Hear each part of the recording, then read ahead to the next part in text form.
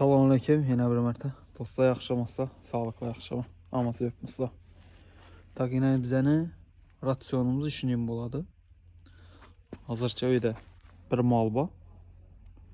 Evveli şöyle 5 maldır verdi. Videolarda görgen bu sözler. Hadi şunun rasyonunu gösterəcək mən. Tak bunda ne var? Rossiyski peçenemiz var. Skladdan kek koyman. Keyin Mekke var, buğday var. Keyin Mekke yarma var. Keyin azgana küncara var. Keyin kanı öyden çıkan o katlıya kaldıkları şunun nerseler. Tak görüşürüz mümkün yine. Mal şimdi yet durttu, göz değmesin tüfelemine. Resmi katık kağını. Sorgalasam bunu.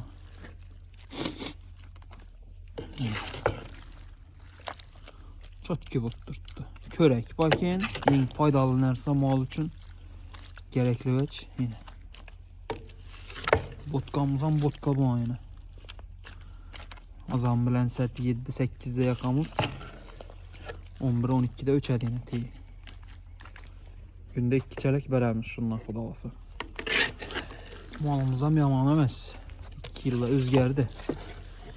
Öcekədi. Yine. Tak, komentariya da yaz verin kanal mala. Göz bilen naglas boladan lab olsa, çəlli ves verədir jovoyu ayakında. Da bize xudalasa bir 300-250 detturmuz lekenli teraziye koymadık. Şöyle yine polni maldır aradı. Bize yaş vaxtımızda. Az yine bir iki. Bir koyun bir koçkarım var. Lekin kızık beton. Şunun şərait əməti qoyduğumuz yine. Teyirləri beton boğan. Betonda ayakı sokuştudan tuyakı. Az yine taxta qoyduğumuz.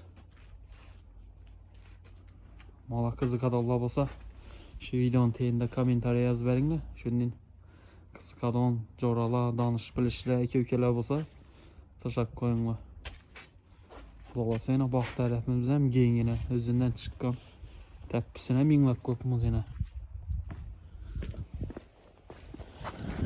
Şunun ingəklə. Xudalasa bizədən uzaqlaşmanla yine ağzının adır vafa gəlib açıp verdi YouTube'nu. Yaman emas. 500 min som açıp verdi. Eğer kime şunu YouTube'da pul işlemeyen bir